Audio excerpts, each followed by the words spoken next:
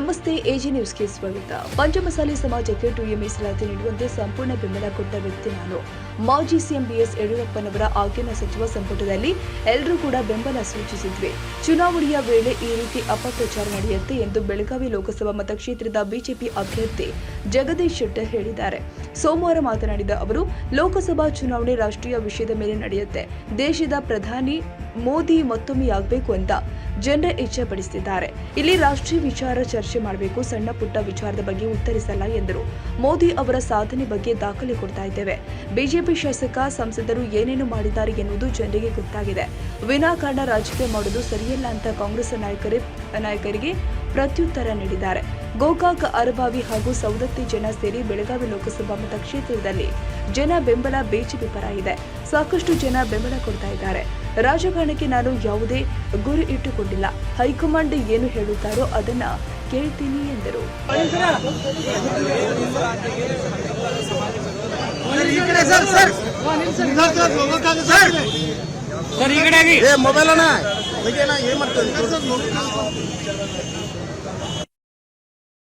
ಲಿಂಗಾಯತ ಸಮಾಜಕ್ಕೆ ಮೀಸಲಾತಿ ಕೊಡಲಿಕ್ಕೆ ಸಂಪೂರ್ಣವಾಗಿ ಬೆಂಬಲ ಕೊಟ್ಟಂತ ವ್ಯಕ್ತಿ ನಾನು. ಯಡಿಯೂರಪ್ಪನವರಾಗಲಿ, ಯಡಿಯೂರಪ್ಪನವರು ಕ್ಯಾಬಿನೆಟ್ದಲ್ಲಿ ತಂದವರು ಯಾರಾಗಲಿ ಅವತ್ತು ಸಹಿತ ಅಂದ ಸಂಪೂರ್ಣವಾಗಿ ಮೀಸಲಾತಿ ಕೊಡಬೇಕನ್ನುವಂಥದ್ರ ಬಗ್ಗೆ ನಾವು ಕ್ಯಾಬಿನೆಟ್ದಲ್ಲಿ ರಿಕಮೆಂಡೇಶನ್ ಮಾಡಿದ್ದೇವೆ ಮತ್ತು ಅದು ಸಪೋರ್ಟ್ ಮಾಡುವಂಥದ್ದು ಮಾಡಿದ್ದೇವೆ. ಹೀಗಾಗಿ ಯಾವುದೇ ಸಂದರ್ಭದಲ್ಲಿ ವಿರೋಧ ಮಾಡುವಂಥ ಪ್ರಶ್ನೆ ಬಂದಿಲ್ಲ. ನೋಡಿ, ಈ ರೀತಿ ಈ ಚುನಾವಣಾ ಸಂದರ್ಭದಲ್ಲಿ ಈ ರೀತಿ ಅಪಪ್ರಚಾರ ಮಾಡುವಂಥದ್ದು ನಡೀತದೆ. ಹೀಗಾಗಿ ಅದಕ್ಕೇನು ಬೇಸಿಲ್ಲ ಅಂತ ನೋಡಿ, ಅದಕ್ಕೆ ನಾನು ಈಗ ನೋಡಿ, ಇವತ್ತು ನ್ಯಾಷನಲ್ ಇಶ್ಯೂ ಮೇಲೆ ಚುನಾವಣೆ ನಡೀತಾ ಇದೆ. ಇವತ್ತು ದೇಶದ ಪ್ರಧಾನಮಂತ್ರಿ ಯಾರಾಗಬೇಕು, ನರೇಂದ್ರ ಮೋದಿಯವರು ಮತ್ತೊಂದು ಬಾರಿ ಪ್ರಧಾನಮಂತ್ರಿ ಆಗಬೇಕಂತ ಹೇಳಿ ಆಸೆಗಳನ್ನು ಹೊತ್ಕೊಂಡು ಜನ ಇವತ್ತು ಈಗ ನಾ ಇಲ್ಲಿ ಬರುವಾಗ ಮಹಿಳೆಯರು ತಾವೇ ವಾಲಂಟ್ರಿ ಈ ಸಲ ನೀವು ಆಸೆ ಬರ್ತೀನಿ ಮೋದಿಯವರು ಪ್ರಧಾನಮಂತ್ರಿ ಆಗಬೇಕು. ಇವತ್ತು ಮೋದಿಯವರನ್ನ ಪ್ರಧಾನಮಂತ್ರಿ ಮಾಡುವಂತ ಚುನಾವಣೆ ಮತ್ತು ರಾಷ್ಟ್ರೀಯ ವಿಚಾರಗಳನ್ನು ಚರ್ಚೆ ಮಾಡಬೇಕು. ರಾಷ್ಟ್ರೀಯ ವಿಚಾರಗಳನ್ನು ಚರ್ಚೆ ಮಾಡುವಂತ ವಿಚಾರ, ರಾಷ್ಟ್ರೀಯ ನಾಯಕತ್ವ ಯಾರು ಅನ್ನುವಂಥದ್ದು ವಿಚಾರ ಮಾಡುವಂಥದ್ದು ಚುನಾವಣೆ ಇದೆ. ಹೀಗಾಗಿ ಇಲ್ಲಿ ಅದರ ಬಗ್ಗೆ ಚರ್ಚೆ ಮಾಡಿದರೆ ಅದಕ್ಕೆ ಉತ್ತರ ಕೊಡಬಹುದು. ನಾವು ಯಾವುದೇ ಸಣ್ಣ ಪುಟ್ಟ ವಿಚಾರದ ಬಗ್ಗೆ, ಬೇರೆ ಬೇರೆ ವಿಚಾರ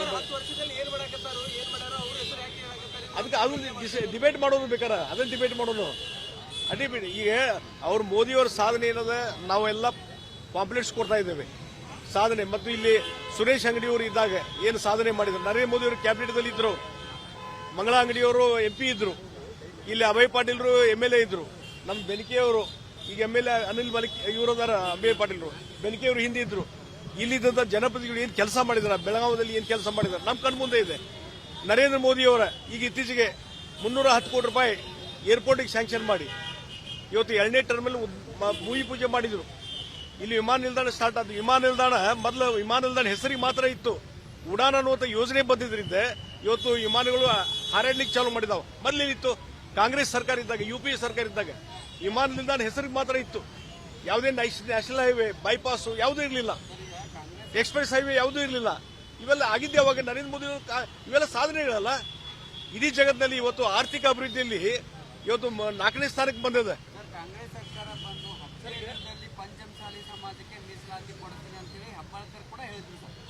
ನೋಡ್ರಿ, ಅದಕ್ಕೆ ನಾನು ಈ ವಿಚಾರದ ಬಗ್ಗೆ ನಾನು ಏನು ಚರ್ಚೆ ಮಾಡ್ಲಿಕ್ಕೆ ಹೋಗಿಲ್ಲ. ಅದು ನಾ ಒಂದು ಹೇಳ್ತೀನಿಲ್ರಿ, ಅದ್ರ ಬಗ್ಗೆ ನಾನು ಚರ್ಚೆ ಮಾಡ್ಲಿಕ್ಕೆ ಹೋಗೋದಿಲ್ಲ. ಇವತ್ತು ನ್ಯಾಷನಲ್ ಇಶ್ಯೂ ಮೇಲೆ ಚರ್ಚೆ ಆಗಬೇಕು, ಅದ್ರ ಬಗ್ಗೆ ಮಾತ್ರ ನೋಡ್ರಿ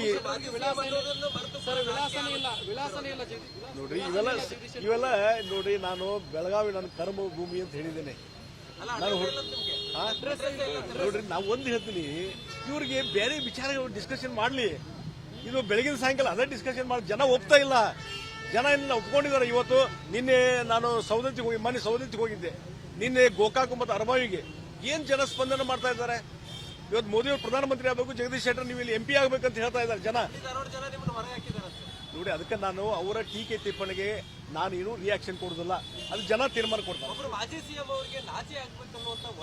ಅದಕ್ಕೆ ಆ ಕೆಳ ಹಂತಕ್ಕೆ ಹೋಗಿ ನಾನು ಒಬ್ಬ ಮಾಜಿ CM ಆಗಿ ಇವತ್ತು ಸಜ್ಜನ ರಾಜಕಾರಣಿ ಜನ ಎಲ್ಲರೂ ಮಾತಾಡ್ತಾರೆ. ಅದಕ್ಕೆ ಆ ಕೀಳು ಮಟ್ಟದ ಭಾಷೆ ಬಾರಿಸಲಿಕ್ಕೆ ಮಾತಾಡ್ಲಿಕ್ಕೆ ನನಗೆ ಆಗೋದಿಲ್ಲ. ನೋಡ್ರಿ ನಾನು ಇವತ್ತು ವರಿಷ್ಠರು ಮತ್ತು ಈ ಭಾಗದ ಜನರ ಒಂದು ಆಶಯದಂತೆ ಇಲ್ಲಿ MP ಚುನಾವಣೆಗೆ ಸ್ಪರ್ಧೆ ಮಾಡ್ತಾ ಇದ್ದೇನೆ. ಮುಂದೆ ನಾನು ಯಾವಾಗ ರಾಜಕಾರಣಕ್ಕೆ ನಾನು ಯಾವುದೇ ಗುರಿ ಇಟ್ಕೊಂಡು ಬಂದಿಲ್ಲ. ಈ ಲೋಕಸಭಾ ಸದಸ್ಯರಾಗಿ ಕೆಲಸ ಮಾಡಲಿಕ್ಕೆ ನಾನು ತಯಾರಿದ್ದೇನೆ. ಪಕ್ಷದ ವರಿಷ್ಠರು ಏನು ಜವಾಬ್ದಾರಿ ಕೊಡ್ತಾರೆ ಅದನ್ನು ಮಾಡ್ತೀನಿ. ನಿನ್ನೆ ನೋಡಿ ಅವರು ಅಲ್ಲಿದ್ದರು, ಪ್ರಚಾರಕ್ಕೂ ಬಂದಿದ್ದಾರೆ, ಹಲವಾರು ದೇವಸ್ಥಾನಕ್ಕೆ ಅವರು ಬಂದರು ಮತ್ತು ಅವ್ರ ಸಭೆಯಲ್ಲಿ ಅವ್ರ ಮನೆಯಲ್ಲಿ ಪ್ರಮುಖರು ಕಾರ್ಯಕರ್ತನೂ ಕರೆಸಿದ್ರು. ಅಲ್ಲಿ ಆಗಿದೆ ಅರಬಾವಿಯ ಒಂದು 3-4 ಪ್ರಮುಖ ಕ್ಷೇತ್ರಗಳಲ್ಲಿ ಅವರ ಒಂದು ಹೆಚ್ಚಿನ ರೀತಿಯಂತ ಒಂದು ಬೆಂಬಲ ವ್ಯಕ್ತಪಡಿಸಿದ್ದಾರೆ. ಆ ಹಿನ್ನೆಲೆಯಲ್ಲಿ ಇವತ್ತು ಸಂಪೂರ್ಣವಾಗಿ ಗೋಕಾಕ ಅರಬಾವಿ ಸಂಪೂರ್ಣವಾಗಿ ಇವತ್ತು ಇಬ್ಬರು ನಾಯಕರುಗಳು ನಮಗೆ ಬೆಂಬಲ ಕೊಡ್ತಾರೆ. ನೋಡಿ, ಒಂದು ಇವತ್ತು ನಾನು ನರೇಂದ್ರ ಮೋದಿಯವರ ಪ್ರತಿನಿಧಿಯಾಗಿ ಇವತ್ತು ಕೆಲಸ ಮಾಡ್ತಾ ಇದ್ದೇನೆ. ಅವರ ಪ್ರತಿನಿಧಿಯಾಗಿ ಇವತ್ತು ಬೆಳಗಾವಿ ಇದಕ್ಕೆ ಕ್ಷೇತ್ರದಲ್ಲಿ ಸ್ಪರ್ಧೆ ಮಾಡ್ತಾ ಇದ್ದೇನೆ. ಇವತ್ತು ಮೋದಿಯವರನ್ನ 3ನೇ ಬಾರಿ ಪ್ರಧಾನಮಂತ್ರಿ ಆಗಲಿಕ್ಕೆ ಮತ್ತು ಬೆಂಗಳೂರನ್ನ ಒಂದು ಸುಂದರ ನಗರ ಮತ್ತು ಲೋಕಸಭಾ ಕ್ಷೇತ್ರವನ್ನು ಇನ್ನೂ ಹೆಚ್ಚು ಸುಂದರಗೊಳಿಸಲಿಕ್ಕೆ ಎಲ್ಲಾ ರೀತಿ ಪ್ರಯತ್ನ ಮಾಡ್ತೀನಿ. ಮೂಲಭೂತ ಸೌಕರ್ಯ ಅಭಿವೃದ್ಧಿ ಇರಬಹುದು ಅಥವಾ ಎಲ್ಲ ಉದ್ಯೋಗಾವಕಾಶ ಹೆಚ್ಚು ಮಾಡುವಂತಹದ್ದು, ಹೆಚ್ಚು ಕೈಗಾರಿಕೆ ತರಲಿಕ್ಕೆ ಇವತ್ತು ಜಗದೀಶ್ ಶೆಟ್ಟರ್ಗೆ ಮತ ಹಾಕುವ ಮುಖಾಂತರ ನರೇಂದ್ರ ಮೋದಿ ಅವರಿಗೆ ಪ್ರಧಾನಮಂತ್ರಿ ಮಾಡಬೇಕನ್ನೋಂಥ ವಿನಂತಿಯನ್ನು ನಾನು ಮಾಡ್ತೀನಿ. ಬರ್ತಾರೆ ಎಲ್ಲರೂ ನೋಡ್ರಿ, ಎಲ್ಲ ಇವತ್ತು ಸ್ಟಾರ್ ಪ್ರಚಾರಕರಂತ ಏನು ಇದಾರಲ್ಲ ಎಲ್ಲರಿಗೂ ಆಹ್ವಾನ ಮಾಡಿ. ತಾಜಾ ಸುದ್ದಿಗಾಗಿ AJ News 24x7 ಗೆ ಸಬ್ಸ್ಕ್ರೈಬ್ ಮಾಡಿ ಮತ್ತು ಬೆಲ್ ಐಕಾನ್ ಒತ್ತಿ ತಪ್ಪದೇ ಲಿಂಕ್ ಶೇರ್ ಮಾಡಿ.